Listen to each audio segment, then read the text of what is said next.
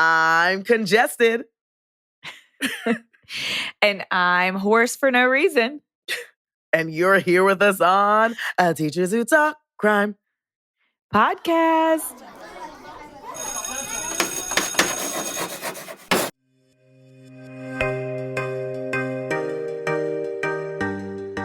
Literally was talking to James and he's like, why do you still have party girl voice? You have done nothing. And I'm like, I don't know. You sound good to me. So, it comes and goes, and I don't know. Hey. It's there. Welcome to the horse life. I've been here my whole life, you know?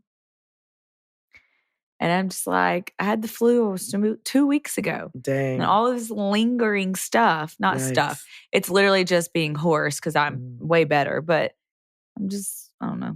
I used to like always want to be hoarse. And I would like scream at football games just to have like that party girl voice because I could never get hoarse. Girl, and this all is these not other a people fun voice to have. It is like when people comment and are like, oh my God, I love Ashley's voice and da da da. You have such a podcast voice. I hate this. I wanted it all the time. Oh my gosh. When I was editing these episodes and I had to listen to myself sometimes for like over an hour, I was like, ew. This is disgusting. Why do I do this? Why am I doing this? And why do people enjoy it? Like, I don't know. I've never been a fan of it. I've never.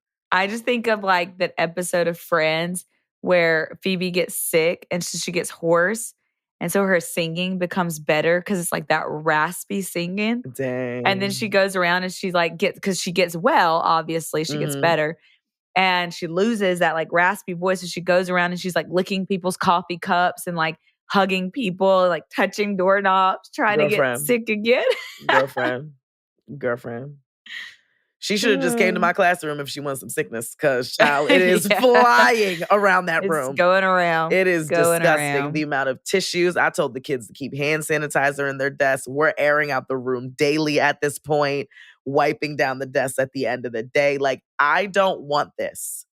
Whatever is brewing, I do not want it. I've already started taking emergency. I'm taking my vitamins. I'm drinking water. I'm wearing a mask at work. Wow. And people are immediately like, oh, you're not feeling well? I'm like, no, they're not feeling well. And I want to feel well. Yeah. 0 out of 10 when I'm my friend. 0 out of 10. It's still going around. Like, well, it was really bad the last 2 weeks. Like, there was like multiple kids out. They're starting to come back this week. Yep. The most I had out this week was like 3. Which was really rough because like you get a kid that comes back and the science teacher wants to pull them to make up their work. And then you need to pull them to make up your work. And then it's just. There has to be a better system for makeup work. Like, I feel like the pacing guide should have makeup days embedded, because I had a kid come back from maybe like a week after we got back from Christmas break. And it was like, I think it was only a couple weeks until the end of the semester, and he had missed so much. And like, even getting him, like, first of all, half of this stuff is new content. When am I supposed to teach this to him? Right. And when do I have the time to give him these assessments without him missing the stuff that we're currently doing? Like, it's correct. Yep. It's very chaotic. If anyone has a great system, I would love to know, because I'm tired of drowning. Yeah. And they're like, pull him during PE. Okay. Well, because in middle school, her PE, this kid's PE, and my planning period, they don't align. Yeah. So during her PE, I have a class. Yeah. So no, I can't. Yeah. See, that's the only thing. Like, our prep period is while the kids are at related arts, but it's literally my prep period. Yeah. To prep, because I do not, after 4:05. Yeah. I'm not doing anything. So I maximize my prep and my lunch. Sometimes I'm eating and typing and doing things at the same time to get things done, so I do not have to take it home. That's going to take away from my production to make sure everything is settled in here. Right. It's a no for me. Well, and it's different because like today I did pull her during my planning. I pulled several kids during my planning. I like pulled my care kids that are, in trouble and they're in care. I pulled an ISS kid, and I pulled this kid that was absent for like over a week. Uh-huh. But they're they're 8th graders. So I gave them the paper, and it was a project. I explained it, and I was like, okay, now do it. And I sat at my computer and I graded. And when they had a question, like they would come to my desk. But it's different for like you. Oh, Like 100%. you have to sit with your kids and like, yeah. Absolutely. I have to make like it's a task. Like even providing accommodations for my kids who have IEPs for assessments is like a chaotic act because my small group table only fits 5, but we're trying to fit like 6, 7 kids back there sometimes. And it's just like you're all crowded. I can't privacy protect all of you. So y'all are looking at each other's papers. And it's just like, where else can I do this without leaving this? You know what I mean? It's just, right. There's a lot. So if anyone has an effective makeup work system, please send it to us in the DMs because I would love to try anything at this point because a girl is tired. Yeah. And this might be controversy, but I don't know how some teachers, and if you do, I'm not hating. Honestly, I just can't figure it out for me. Yeah. But I'm very type B. Like I'm a very type B teacher. I go manic sometimes and become type A for like a hot minute. Yeah. But why and how do y'all keep up with how many points to take off on a kid's late work? Like, I'm sorry, if they do it, I'm just going to grade it because I don't have time to be like, well, it was 1 day late, so that's 5 points. Okay, it was 3 days. No, they did it. Okay, cool. Thank you. See, we don't have to worry about that, but it's more so like, how long do you give them to finish it? Like, we did an assignment just recently, and I'm sorry we're chatting. We just, sorry for everybody out there who thinks we talking too much. I'm sorry. We put the times in the show notes. Pay attention to them, okay? We did. Like, when do you cut it off? Yeah. Like, for example, we're learning about the human body right now, so we're learning about joints and muscles. Read a chapter on joints and muscles, maybe like 4 or 5 pages long. 4-question assessment that has to go in a grade book. 2 days we've been working on it. 2 days. I said, today is it. Whatever I have is what I have. We got to keep it. Like, I don't know how much longer we could spin the block with this. We got to go. And the second time they did it, the second day, they were in centers. So it was like, this is priority. It needs to get done. And centers was the whole entire block. So an hour. So I would say they total had like an hour and a half to finish this 4-question test or assessment for the grade book. I had one kid, mind you, the text is being read to him on his iPad. I tell all the kids, if you need assistance reading something, raise your hand. He turns in I come around to collect the papers today. Nothing on the paper. Oh, nice. Nothing. Solid. Nothing on the paper. The first time we read this text, I read it out loud and I kind of guided them without telling them like things that were going to be on the test. Like, so what you made emphasis. You know what I mean? Like I'm giving you everything you need to be successful here. Like, and nothing on the paper. Nothing. No. And I'm like, I don't want to put zeros in the grade book. I really don't. Or ones, because we do standards-based grading. But also, when are we going to get this done, sweetheart? Yeah. Because the time that he was supposed to be with me getting it done, he was in the bathroom for a very long time.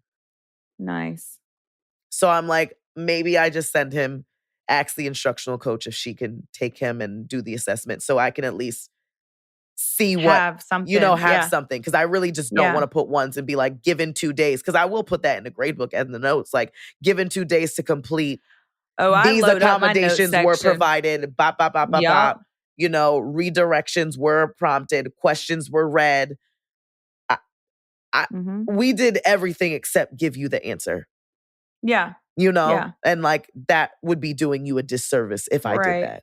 So. Well, I mean, I load up my comments. Like when I grade something, if it's not turned in, obviously I put NHI, not handed in.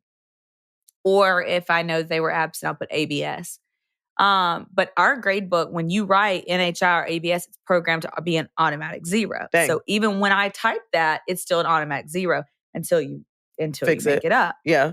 Right. And I had a girl today, progress reports went out today. Yeah. We are on week 5. 5 out of 9. And she turned in week 1 bell ringers today. And guess what? Baby did all of them. They were all right. 100. Good job. Thank you so much. I just don't, But good baby, for when you. you gonna get to week 5, girl?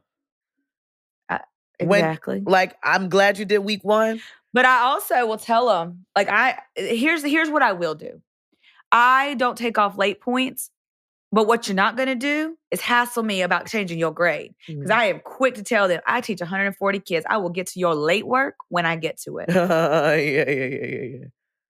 I grade the ones that turned it in on time first. And you just weren't there. Well, now you're a few weeks late or you're a few days late. I'll get to it when I get to it.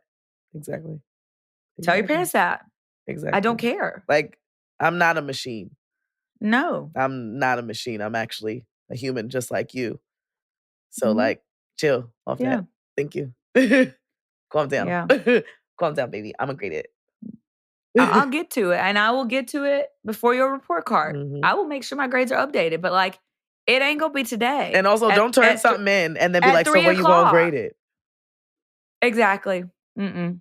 I'm sorry. And why are other teachers allowing you out of their classroom to come ask me to grade your stuff? Hold those kids. I don't want them. I have a class. Don't send them to me. I don't want them. And I've also already had my time with them today. Yes. They can give it to me tomorrow. You keep them. Tomorrow. Get on my nerves. She is spicy. Yeah. She is spicy. Anyways. Not my phone telling me it's my bedtime soon. Mind your business. Mine too. I've been logging my sleep. It's the most depressing Told thing. you. It's 6 hours and 53 minutes. And I'm like, oh. Yeah.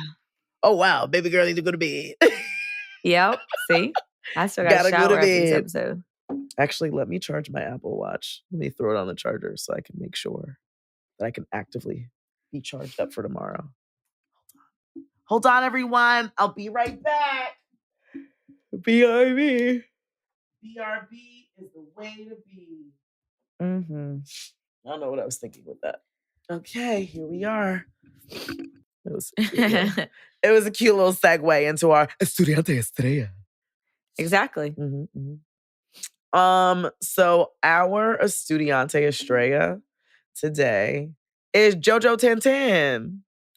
Jojo Tintin. Jojo Tintin. Yes. Yeah. And Jojo Tintin's review says, awesome. Podcast with even more and then there's dots.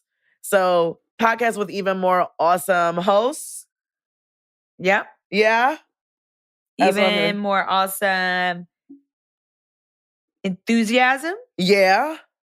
Yeah. All that. Mm-hmm. And it's clearly a 5-star. Pew, pew, pew, pew, pew, pew. Yes. And Jojo Tintin says, I'm sorry for sniffling, guys. It's I'm so sorry. Sorry. It says, sit down, shut up. The review is about to begin. So I started listening to this podcast about a month ago, and I have now listened to all of the episodes. In a month? Wow. In a month? Wow. That is real dedication. That's binging right there. Jojo Tintin, you did that. Yep. You did. In a month? That's unheard of. Yep. All of them were great. Once I started listening, I couldn't stop. TTC is now one of my favorite podcasts, and I will be looking forward to hearing a new episodes each week. Love Brooke and Ashley and the way they tell the stories. They are so relatable and real, which makes me love the podcast even more. I love the compassion they have for each of the victims. I feel like I am listening to someone I know. They have made my mornings better. I hope this review will also make your all days a little better. Can't wait to hear more of these sweet ladies and to see all of the awesome things you all will do. I did like this, and I'm like, if you're watching on YouTube, I just made a heart the millennial way because I don't know how to. Oh, isn't it Wait, what's the... Oh, I always mess it up. I don't know how to do it the Gen Z way. I feel like... Is it... Oh, I don't know. But I was giving you a heart, JoJo 1010. A heart, JoJo 1010. I think this is wrong. Because every time I see it, I need to take a picture because it's like, I get the fingers wrong. I'm like... Yeah, I don't know. Something like that. I just like this way, the regular way. Yeah. Like, why fix what's not broken? I agree. You know? But JoJo 1010, I thank you so much for your review. This gold star's for you, baby. Ooh, a little starry there. Congestion came out. I'm so sorry, JoJo 1010. You know I didn't mean that at the end. You know, the congestion, baby, the congestion. It happens. It happens. Yes. All right. Well, we're going to get into it. I will go ahead and say now the trigger warning is the death of a toddler. So please be advised, if this case is not for you, you might as well go ahead and turn us off. It does get graphic as we talk about what happened to the toddler. So sit down, shut up. The murder is about to begin. Ahora.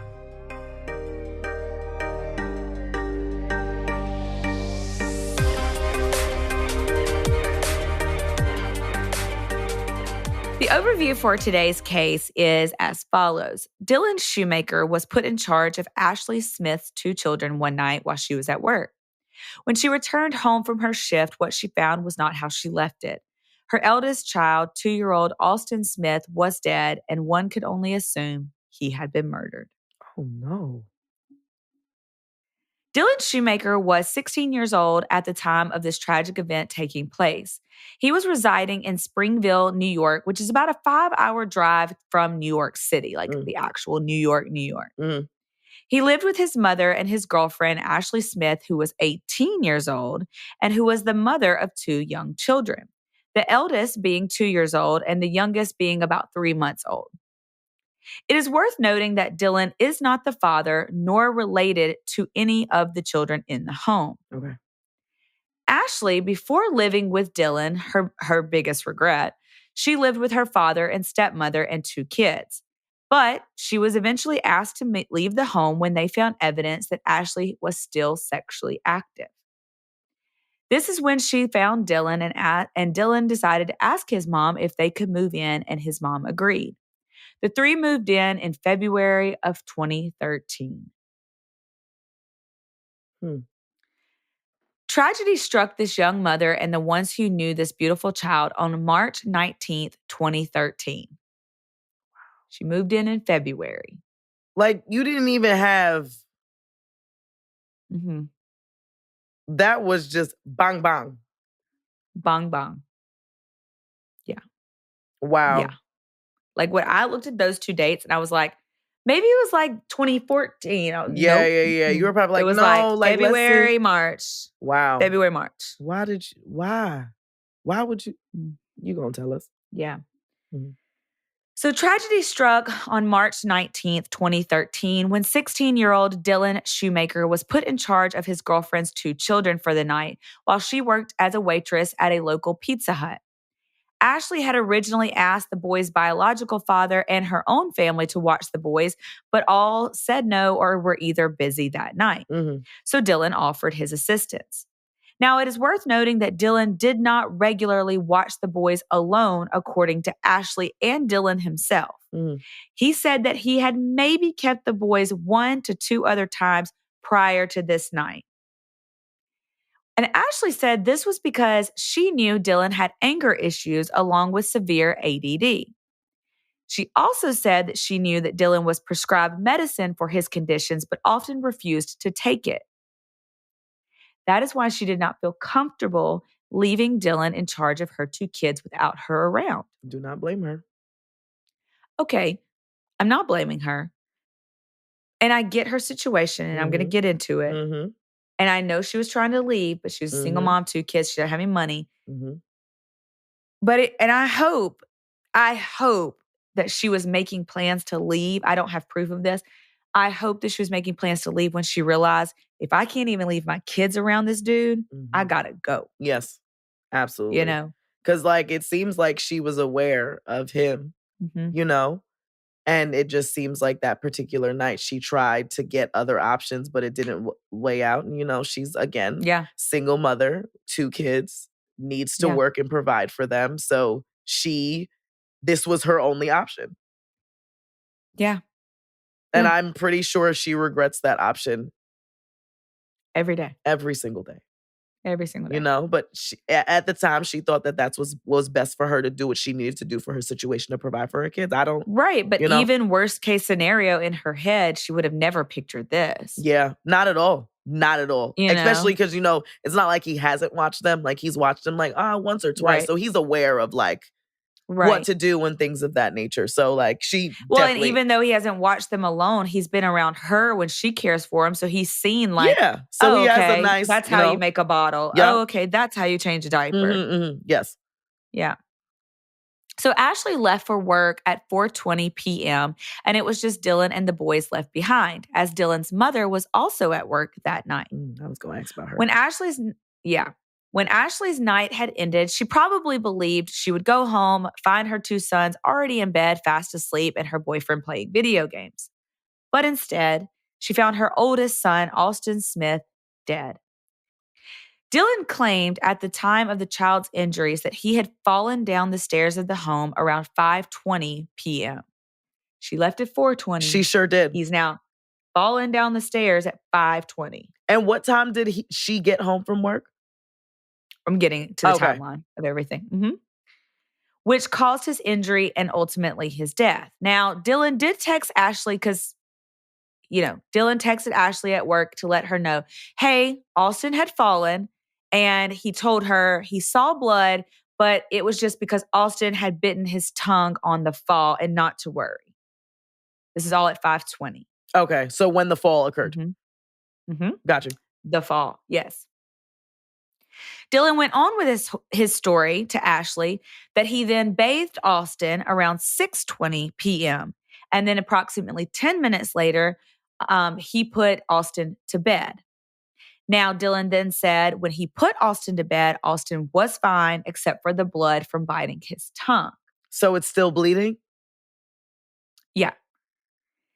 Dylan then said that he went into the bedroom to check on Alston around 8 p.m. when he found Alston limp and unresponsive.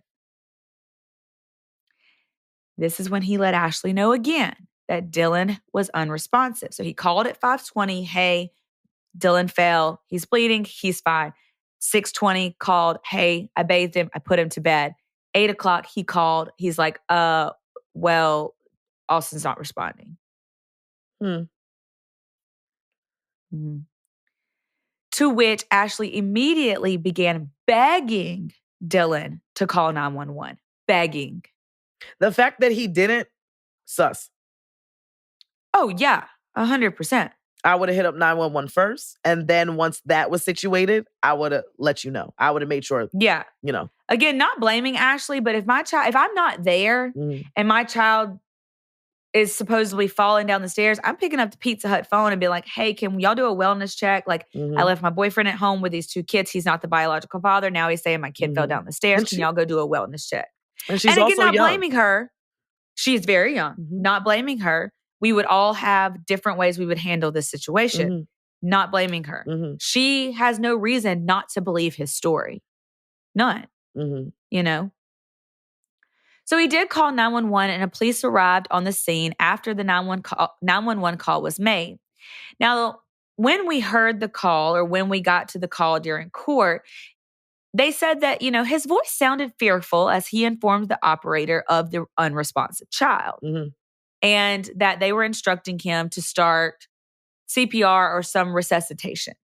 However, it's not known if Dylan actually did that. Dylan also made that call to Ashley and told her what had happened and that, yes, he did call 911 and that police were on the way. The emergency staff quickly determined that this child's death was, in fact, no accident, as Dylan was claiming it was. And Dylan Schumaker was taken in for baby Alston's murder that same night. Wow. During his interrogation, Dylan's story was not panning out, and the truth to baby Austin's death was revealed. Dylan was officially charged with baby Austin's murder when the reports came back with the cause of death. And this all happened like super rapidly. Like the emergency team is like looking at Austin and is like, you said what happened now? And he's like, oh, he fell down the stairs. And then I bathed him. And they're like. And he bit his tongue. No. Because they're like pointing out all these bruises. And they're like, well, then how did that happen? Why is this doing this? Why does this look, it's just not adding up. Yeah. So the trial began on December 9th of 2013, where Dylan addressed the court and admitted to hitting baby Austin because he was crying and it was disturbing his other baby brother. I'm sorry, did that baby brother tell you that? The baby brother was asleep in the crib. Oh, okay. Did the baby brother say, hey, he's getting on my nerves, hit him? Pretty sure a baby brother didn't say that. Right. He told the court he put a pillow on Austin's head and punched it over and over again to stop Austin from crying.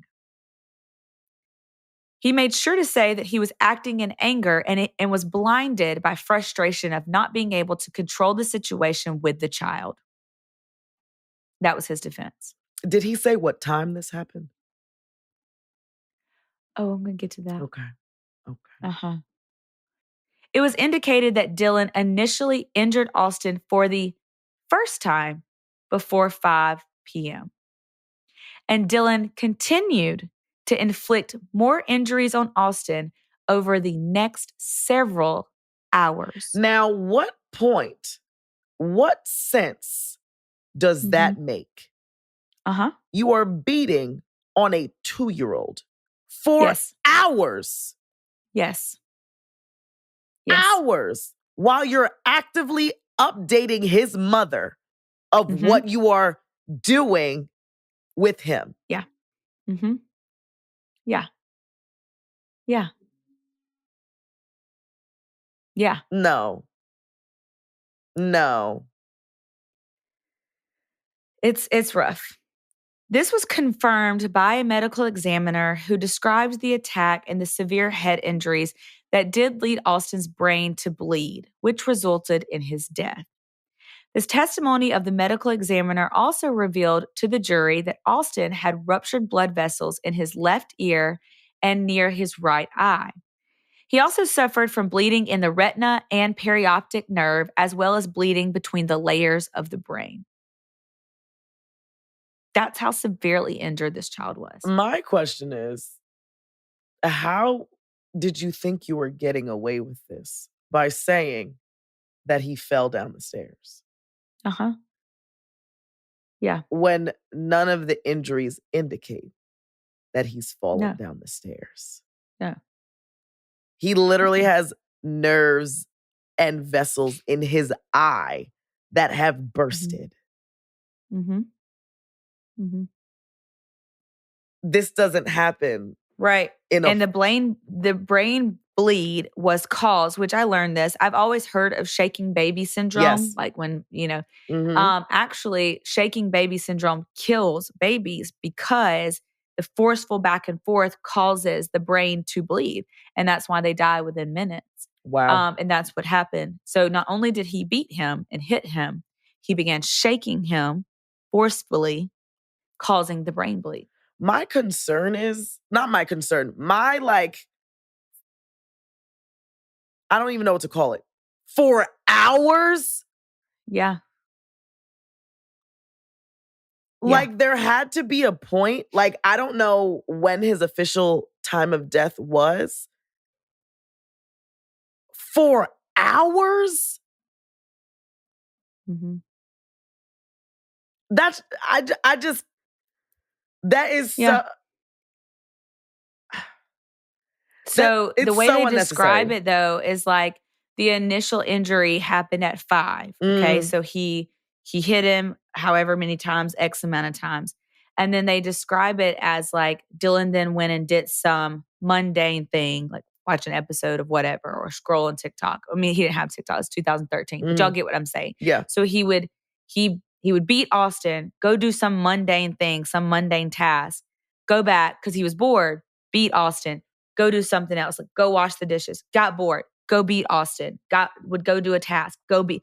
Like, that's literally what he did for hours. Who gets bored and beats a child? I don't know, a sick person. A sick person. And like at this point, is he still actively crying? Like, what is causing you to be like, let me do this? It's this time. I should probably go ahead. Right. Like, what is provoking this? Granted, nothing should provoke this type of action, but like, no. What do you call it? The antecedent, if you will? Yeah. Mm-hmm. Oh, yeah. Oh, yeah. Mm-hmm. However, Dylan's defense argued that the death of Austin Smith was unintentional, and Dylan was not able to understand the weight of his actions at the time because he was 16. He is 2. He's 2. You are 16. Correct. You are big.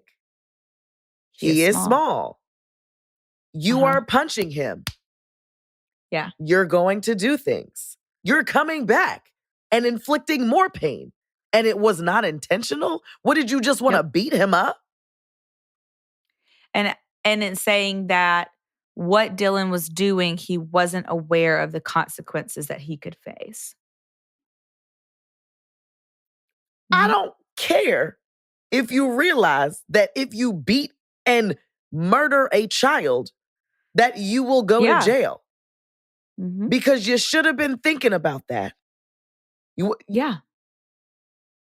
Well, first of all, even if Austin had not passed away, his mother is going to come home and find bruises all over her child. And he's 2. You're still he can talk. Not going to get away with something. Like, Ashley was going to come home, find bruises. And what do you think she was going to do, my friend? Mama Bear was going to come out. That's what was going to happen. Like, that's what was going to happen. Even if you did not think that Austin was going to pass away, let's take that off the table. Let's say you didn't know that he was going to die. Let's say that. You still had to know something was going to happen because of your actions.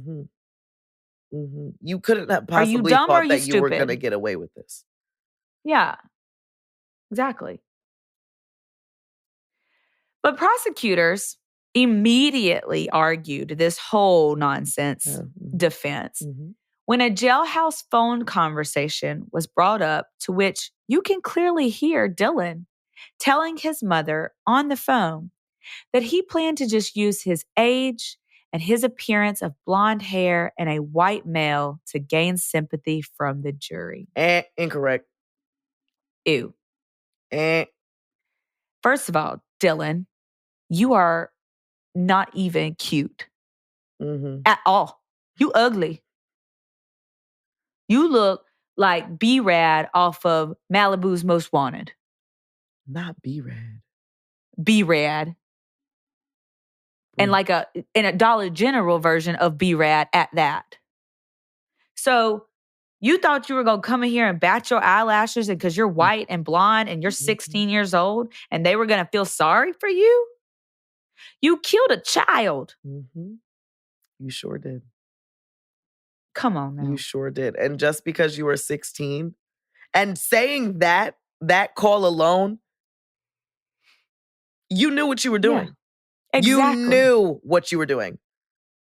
Oh, exactly. They also brought up other phone evidence that revealed what those mundane things that Dylan was doing actually were. So on the night that Austin was murdered, Dylan was on his phone a lot. He was sending up to 200 text messages to another underage girl trying to solicit sex, while at the same time trying to sell his friends synthetic marijuana. So in between text exchange, he would then go beat on Austin.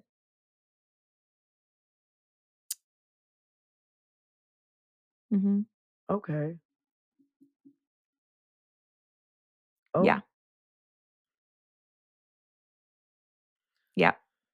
All right. Just let that process. The prosecutor also brought up, to hammer in this idea of who Austin was as a person, they brought up this prior incident where Dylan and Ashley actually got into an argument and it turned physical. Dylan had pushed Ashley out of the room, slammed the door, and locked it with Ashley's youngest child still inside the room. Ashley that night told Dylan she was going to call the police if he didn't open the door and give him her child. But he then countered and threatened her by saying if the police showed up, he would claim statutory rape against Ashley due to their age difference. Because she's 18 and he's 16. But he doesn't know the consequences of his actions, but you throwing out words like statutory rape. And you know the law, apparently. Okay. So, okay. No, dilly pop. Right, but you didn't know that child abuse was a thing. Okay, cool. Sounds about right. Right. Again, are you dumb or are you stupid? Both. So this was obviously told to paint this picture of Dylan being violent and aggressive and could be easily provoked. And it did just that. The defense, however, really did go to all lengths to get their client some sympathy. This is the most disgusting part. This made me so mad. Okay. Austin's grandfather, Michael Smith, was able to speak at trial and told the judge that the family's life was destroyed because this didn't have to happen. To which Dylan's attorney then agreed, but not in the way that you think. Dylan's attorney stood up and said, after the grandfather of the child who is now dead said this didn't have to happen, the attorney stood up and said, yeah, this didn't have to happen if you two had not kicked Ashley out of her home with her kids. Don't you dare put this on them. Don't you dare he did. Put this on them. When your client couldn't control himself. That made me so mad because that man, you planted a seed in that man. You planted a seed that he's going to think about for the rest of his life. And it's not his fault. It is not his fault. This is one person's fault, and that is Dylan's. Absolutely. But you, my friend, as an attorney, you decided to plant a seed that could potentially have him spiral, which could lead to something major. Like, y'all know what I'm trying to insinuate. Yep. But like, this is not his fault. And how dare that attorney say that? Like, how do you sleep at night? Like, that was low even for an attorney. Yes. That was very insensitive. Yeah. He added saying that had they not kicked Ashley out of their home, she would not have ended up with Dylan, someone who was ill-equipped to take care of children due to his own rough childhood and anger issues. Yeah. I told y'all this deserved a trigger warning because... Yeah, why would you say something like that? I don't know. That is horrible. I hope that man is doing okay. I do too. And I really hope that he only blames one person. Yes. I truly hope that is truly the only person to blame. Yeah, exactly. You can't blame them for enforcing their rules at their house. They probably told her, look, if you're going to live here, that's completely fine. Don't go doing no things that you're not supposed to be doing. And you were doing you already things, have 2 kids. And you were doing things that you weren't supposed to be doing. You got to put your foot down. You got to put your foot down. You got to teach them a lesson. I completely agree. They never would have imagined that this would occur. Like, oh, yeah, let me send her out so she could go move in with her boy. No. Not at all. They probably didn't. Even when you play worst case scenario, this wouldn't be what you see. No. Like, worst case scenario, to get knocked up again. Homeless. Yeah. Something like that, but never that you're going to get murdered by your boyfriend. Right. Yeah.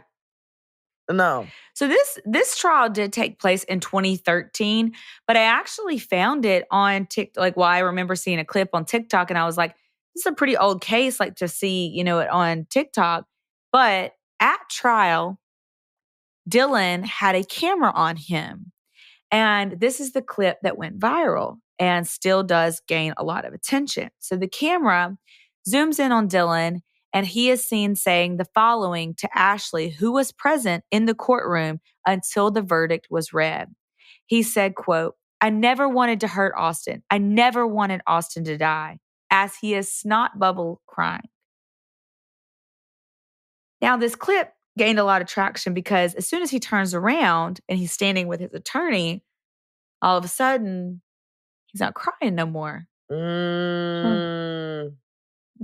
It's weird. And we're going to add something to that. Now, the jury, however, saw through this act and found Dylan Schumaker guilty of second-degree murder. The judge, State Supreme Court Justice M. William Boyler, also wasn't buying this apology in tears and gave Dylan the maximum sentence that could be imposed under these circumstances, which was 25 years to life in prison. Judge Boyler addressed Dylan in court, telling the now 17-year-old that he did in fact know right from wrong, and he most definitely knew it was wrong to keep hitting baby Austin in the head over and over again. 100%. The judge made sure to include this because Dylan's defense and his own claims during trial were that he didn't intend to kill Austin, nor did he realize the weight of his actions and the consequences that he would have. The judge called Dylan a manipulator and deceiver and would not give him a second of pity. Good. Then, to end it all, Dylan was escorted out of the courtroom, crying out loud, screaming, and proclaiming his love for Austin, saying he never meant for any of this to happen and that he loved Austin. And Ashley, you know me. You know I wouldn't hurt Austin. I loved him. To which a guard later went on to say, as Dylan was walking into the courtroom that day, he turned and looked at me and said, quote, "Watch the performance I'm about to give." That performance was trash. Letting you know that right now. 25 to life. Again, but not a good performance. Again, but you didn't know the weight of your actions. But you knew that you had to put on a performance to hopefully get out of this. And that performance, but you didn't know. I could have done a better job. Skylar and Aria could have done a better job. However, a gut punch to the family came on February 11th, 2016, when the Court of Appeals decided to decrease Dylan's prison sentence from 25 years to only 18 years, meaning he could potentially be paroled in 2031 after his 18-year sentence is fulfilled. Oh. Yeah. Why would they think to do that? That was the question that was asked. So that question got brought up and it was worded a little different. It was like, okay, what would it look like if Dylan Schumaker was put back into society, right? So they added a condition to this release if he's granted parole. Now, obviously, if he does something in prison, they could, everything's could potentially earn parole. Yeah. Right? So they did add a condition to this new sentence that he received. And it stated that by the state of New York, if Dylan is released on parole in 2031, he will be fully monitored and supervised by the state of New York. Okay. And I think what they said was if you're thinking, oh, he just will be on parole and he would have a parole officer, no, I think the way that I read his conditions were take being on parole and all the things you have to do on parole, and then take being a registered sex offender. Not that he's going to be, because he didn't touch Dylan, but take the conditions of a registered sex offender and put those two together. Got you. And that creates the conditions that Dylan will be under by the state of New York if he's released. Now, again, could he fly under the radar and still do a bad thing upon his release? Absolutely. But do we hope he doesn't? Yeah, obviously. And I guess up to this point, we haven't heard how he's been in jail, like any updates or anything like that? No. Okay. No, he is currently 26 years old and has already served half of his sentence in prison since being convicted in 2014. Wow. He does remain at the Clinton Correctional Facility in New York for the remainder of his sentence. And that is all we know about Dylan Schumaker. Oh, Schumaker. Mm-hmm. Watch this show I'm about to put on. Mm-hmm. But yeah, we didn't know the weight of our actions. Call the cops and I'm going to say statutory rape. Uh-huh. I just gave him a bath. Uh-huh. While you were probably just done violently beating him. Mm-hmm. Okay. Yeah. Okay. I'm gonna need all to keep because he was crying and you felt you couldn't control the He situation. Is a child. Yeah. He is a child. He is 2. Yeah. You're supposed to be his guardian. Yep. You were selected, not the first to be selected, but you were selected to take care of this child. Mm-hmm. And not only selected, you offered. You offered. Mm-hmm. He offered. And you've been around her kids enough to know their behaviors, to know that kids cry. Mm-hmm. And really, if you think about it, Dylan, doesn't take a rocket science to figure out process of elimination. If it's not his diaper, he must be hungry. Mm-hmm. He's not hungry. He must be sleepy. Mm-hmm. It's not a long list to go through, buddy. Really it's just not a long list. Really not. Or C, maybe he missed his mom. He could. Yeah. You know, he hasn't been left with you very often. You're essentially like you're around, you know? You're around, but you've never been the sole person really to take care of him except for those other couple of exceptions. So you're essentially, I wouldn't say a stranger to him, but as far as being cared for solely, you're like, oh, what's this? Like normally when he here, my mom here, and now he here alone. You know what I mean? He's here by himself. So this is different. You know, you never. Well, and that's something that he said at court, not that, but like when he was like pleading his case to the judge and everything, he said, just to prove how much I love those boys, that's the only reason I stayed with Ashley and kept a roof over her head. First of all, that's your mama house, not your house. And so you don't keep a roof over her head because you probably don't pay any bills. You don't. You literally don't. You go to school and she has a job. Yeah. And she's a mom and you're not. And that's not the only reason that you were staying with Ashley. Because Ashley, they tried. He had told Ashley he wanted her to leave. And Ashley sat down with him and was like, look, I want to leave as well. But I don't have money coming in until X date. Can I please stay until X date and then I will leave with my kids? And Dylan was like, yes, that sounds good.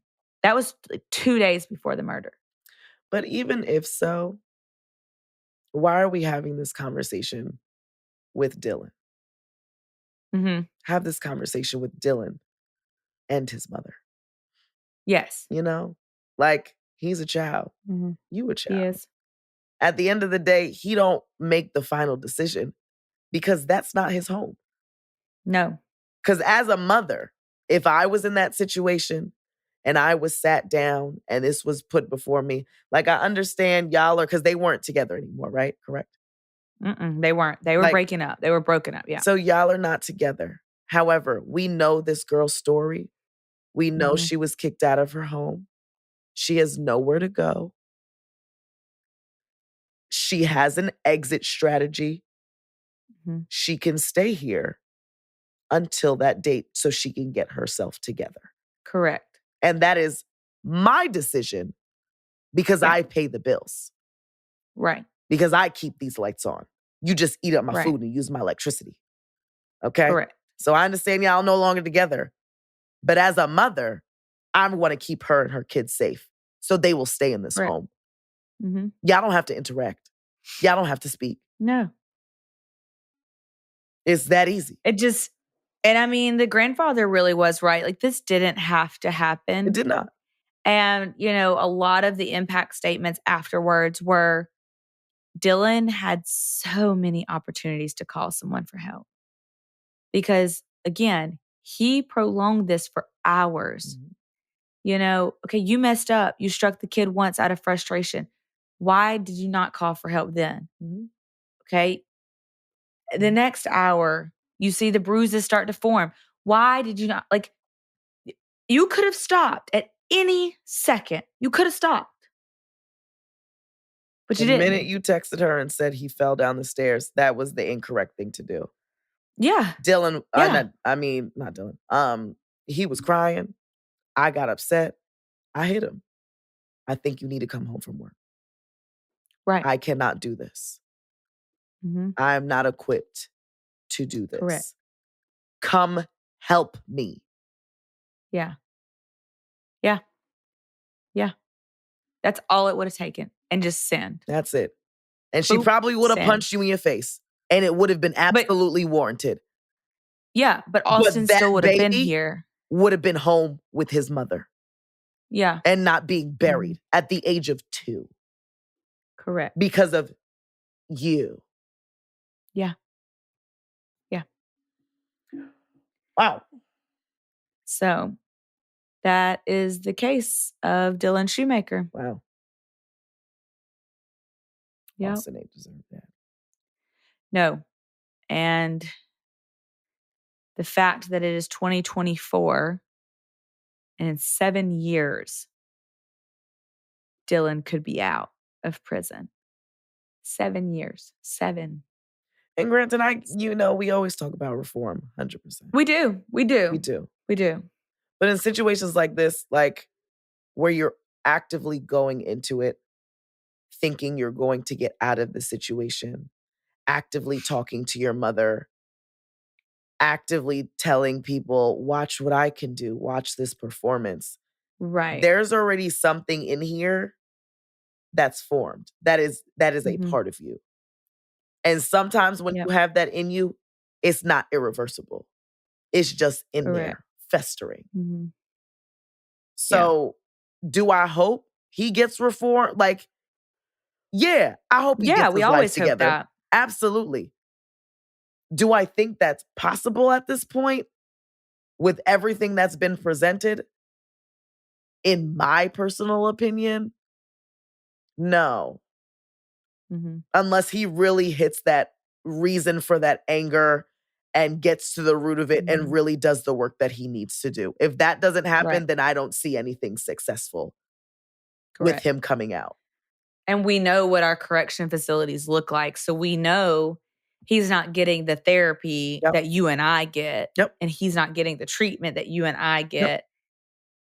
And there's really, the judge even recognized how manipulative and deceitful he is. So who's to say he's not in there just manipulating people for some cigarettes or some extra toast? Mm-hmm. I don't know. You know what I mean? Mm-hmm. Like you said, you're 16 and already having all these anger issues.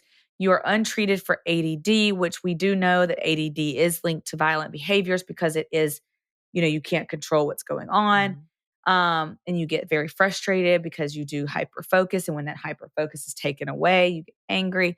Like we see it. We do. Mm-hmm. And I feel like that's what happened that night. Dylan was hyper-focused on something due to his ADD. Mm-hmm. And probably texting that underage Austin, girl. Yeah.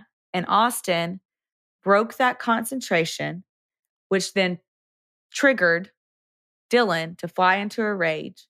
Dylan hit Austin. And then he's like, wow, this is powerful. That's disgusting to say. I hear what I'm saying. I'm just telling you guys what I feel like Dylan probably felt. Mm-hmm. And in a way, I personally believe Dylan got off on this.